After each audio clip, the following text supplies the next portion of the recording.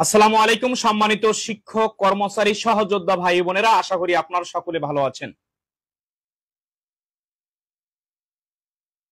সরকারি নিয়মে বাড়ি ভাড়া, মেডিকেল ভাতা, শ্রান্তি বিনোদন ভাতা ও শতভাগ উৎসব ভাতার ব্যবস্থা করে দিলে এমপিও শিক্ষকরা সম্মানী ছাড়াই প্রশিক্ষণ গ্রহণ করতে প্রস্তুত। সম্মানিত শিক্ষকবৃন্দ, আমার সাথে আপনি কি একমত কিনা সেটি আপনি কমেন্টের মাধ্যমে জানাতে পারেন। শিক্ষকদের যে ভাতাদি বাড়ানোর প্রস্তাব করেছিলেন সাবেক শিক্ষা উপদেষ্টা, কিন্তু এখন শিক্ষক সমাজ দেখছে তাদের ভাগ্য আকাশে আবারও অন্ধকার মেঘ জমা হয়েছে।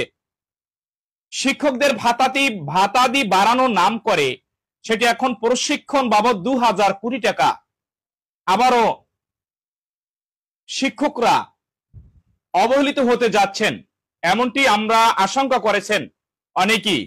আমরা শিক্ষক সমাজ চাতক পাখির মতো চেয়ে আছি অন্তর্বর্তীকালীন সরকারের দিকে, কিন্তু অন্তর্বর্তীকালীন সরকার এখন পর্যন্ত শিক্ষকদের ভাতা দিয়ে কি পরিমাণ বাড়াবেন, শিক্ষকদেরকে শতভাগ উৎসব ভাতা, বাড়ি ভাড়া, চিকিৎসা ভাতা এটি সরকারি নিয়মে শিক্ষকরা চেয়েছিল, কিন্তু এখন পর্যন্ত শিক্ষকদের ভাতা দির ব্যাপারে কোন মাননীয় শিক্ষা উপদেষ্টা এখন পর্যন্ত কোনো শব্দ করেননি। এখন পর্যন্ত শিক্ষকদের কি পরিমাণে ভাতা বাড়াবেন, বেতন ভাতা, শতভাগ উৎসব ভাতা, বাড়ি ভাড়া 45% বাড়ি ভাড়া শিক্ষক সমাজের এটি দাবি, এবং চিকিৎসা ভাতা সরকারি নিয়মে এবং বিনোদন ভাতা এটি শিক্ষক সমাজ প্রত্যাশা করছে অন্তর্বর্তীকালীন সরকারের কাছে।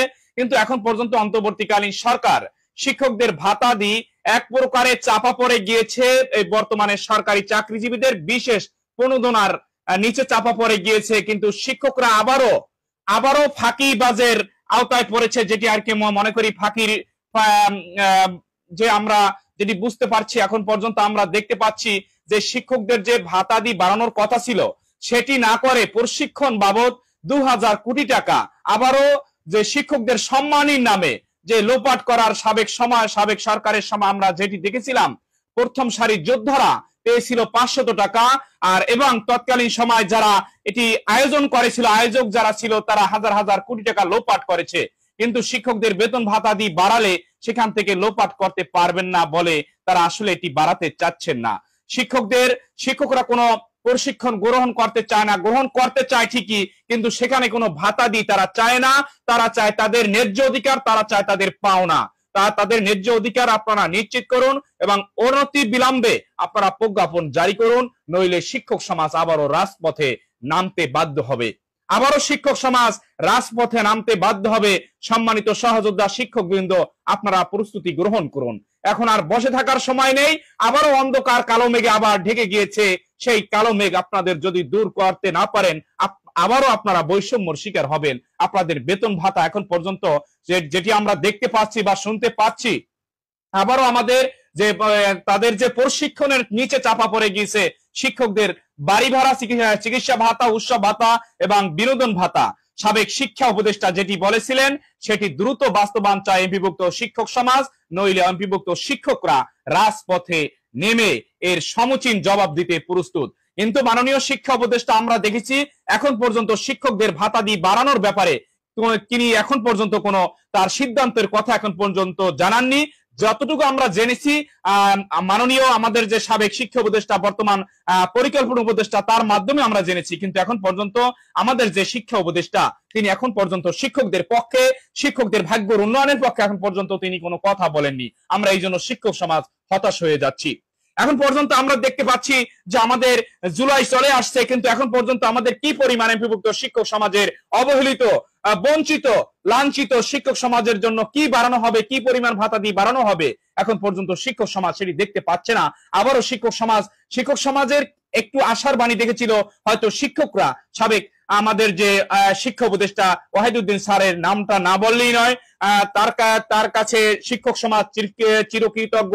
কিন্তু মাননীয় শিক্ষা উপদেষ্টা, আপনাকে বলতে চাই, আমাদের যে সাবেক শিক্ষা উপদেষ্টা, বর্তমান মাননীয় পরিকল্পনা উপদেষ্টা স্যার, আপনি শিক্ষক সমাজকে শিক্ষক সমাজ আপনার পাশে আছে, সারা জীবন আপনাকে স্মরণ রাখবে। কিন্তু আপনি পরিকল্পনা উপদেষ্টা হয়ে যে শিক্ষকদের খোঁজ খবর নিচ্ছেন, এর জন্য আপনার প্রতি 5 লক্ষ 5.5 লক্ষ শিক্ষক সমাজ আপনার কাছে চিরকৃতজ্ঞ এবং আপনাকে সারা জীবন মনে রাখবে। স্যার, আপনি শেষ মুহূর্তে আপনার ছেড়ে দিয়েন না স্যার। আপনি শিক্ষকদের যে ভাতা দিয়ে ঘোষণা দিয়েছেন মিডিয়ার কাছে এবং সারা বাংলাদেশ সারা বিশ্ববাসী দেখেছে, সেদিন আপনি কি বলেছেন সেটির দ্রুত বাস্তবায়ন চায় এমপিভুক্ত শিক্ষক সমাজ। সম্মানিত শিক্ষকবৃন্দ, আমি যে বলছি যে আসলে আমাদের সরকারি নিয়মে বাড়ি ভাড়া, মেডিকেল ভাতা, শ্রান্তি বিনোদন ভাতা, শতভাগ উৎসব ভাতার ব্যবস্থা করে দিলে এমপি ও শিক্ষকরা সম্মানী ছাড়া প্রশিক্ষণ গ্রহণ করতে প্রস্তুত। আসলে স্যার, আপনারা কি সহমত পোষণ করেন আমার সাথে যে আমরা শিক্ষক সমাজ আমাদের ভাতা দিয়ে যদি বাড়ানো হয়, আমরা আমাদের যে প্রশিক্ষণে যে টাকা দেওয়া হয় সেই টাকাটা ছাড়াই আমরা বিনা টাকায় আমরা প্রশিক্ষণ গ্রহণ করতে আমরা প্রস্তুত। স্যার, আপনি কি প্রস্তুত কিনা? এটি হলে আমরা সবাই আওয়াজ তুলি। আমাদের সামাজিক যোগাযোগ মাধ্যমে এক একটা শিক্ষকই এক একটা সামাজিক যোগাযোগ মাধ্যমে এক একটা যোদ্ধা। আমরা সামাজিক যোগাযোগ মাধ্যমে স্যার, আমরা লেখনীর মাধ্যমে আপনার লেখনীর মাধ্যমে আমাদের যে অবস্থার পরিবর্তন, এ পর্যন্ত যা কিছু পরিবর্তন হয়েছে আপনার আমার যে লেখনীর মাধ্যমে আমি যদি জেগে না উঠি, আবারও স্যার আমাদের ভাগ্যর পরিবর্তন হবে না। আবার আমরা দেখতে পাচ্ছি আমাদের শিক্ষক সমাজের ভাগ্য আকাশে আবার কালো মেঘ জমা হয়েছে।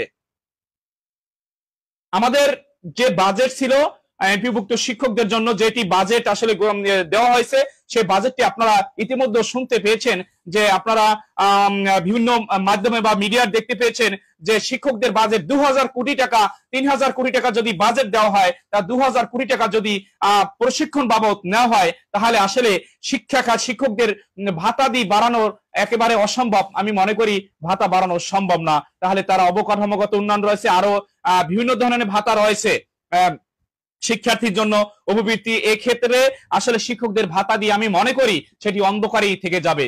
শিক্ষক সমাজ, আপনারা জেগে উঠুন, আমাদের সময় আছে, আমাদের সময় হাতে কম। আমরা খুব শীঘ্রই যদি এখন পর্যন্ত যদি আমাদের খুব শীঘ্রই আগামী সপ্তাহের মধ্যে যদি প্রজ্ঞাপন জারি করা না হয়, তাহলে আবারও আপনারা মানসিকভাবে প্রস্তুতি গ্রহণ করুন। আমাদের আসলে রাজপথ ছাড়া আসলে কোন সরকারি আমাদের শিক্ষকদের ভাগ্যের পরিবর্তন ঘটায়নি। আমাদের শিক্ষকদের আন্দোলন ছাড়া, সংগ্রাম ছাড়া, রক্ত ছাড়া জীবন বিসর্জন পর্যন্ত আমাদের শিক্ষক সমাজকে দিতে হয়েছে। কিন্তু এখন পর্যন্ত আমাদের শিক্ষক সমাজের আমরা দেখতে পাচ্ছি অন্তর্বর্তীকালীন সরকার এসেও আমাদের রাজপথে নেমে দাবি দেওয়া আদায় করতে হয়। এর চেয়ে আর দুর্ভাগ্য কি হতে পারে? আমরা চেয়েছিলাম অন্তর্বর্তীকালীন সরকার যে 4 জন আমাদের মাননীয় শিক্ষা উপদেশ, 4 জনই হচ্ছেন জাতিগণার মহান কারিগর, তারা হচ্ছেন শিক্ষক, যেমন বিশ্ববিদ্যালয় শিক্ষক এবং আমাদের শিক্ষা উপদেষ্টা। তিনি এখন পর্যন্ত শিক্ষকদের যে মঙ্গল আমরা দেখতে পাচ্ছি না, তিনি আসলে শিক্ষকদের মঙ্গলের জন্য কাজ করেন সেটি আমরা এখন আমরা বুঝতে পারছি না। হয়তো তিনি করেন, কিন্তু সেটি অন্তরালেই রয়ে যাচ্ছে।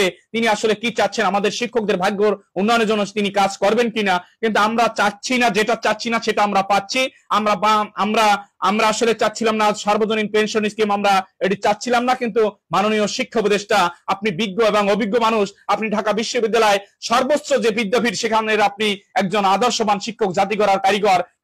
কিন্তু আপনি যে সার্বজনীন পেনশন স্কিমের বিরোধিতা করেছিলেন, যে এই সার্বজনীন পেনশন স্কিম আপনি সাবেক সরকারের সময় আপনারা ডাস্টবিনে ফেলে দিয়েছিলেন, সেই ডাস্টবিনে ফেলে দেওয়া পেনশন স্কিম আবারও শিক্ষকদের উপর চাপিয়ে দেওয়ার চেষ্টা করেছেন।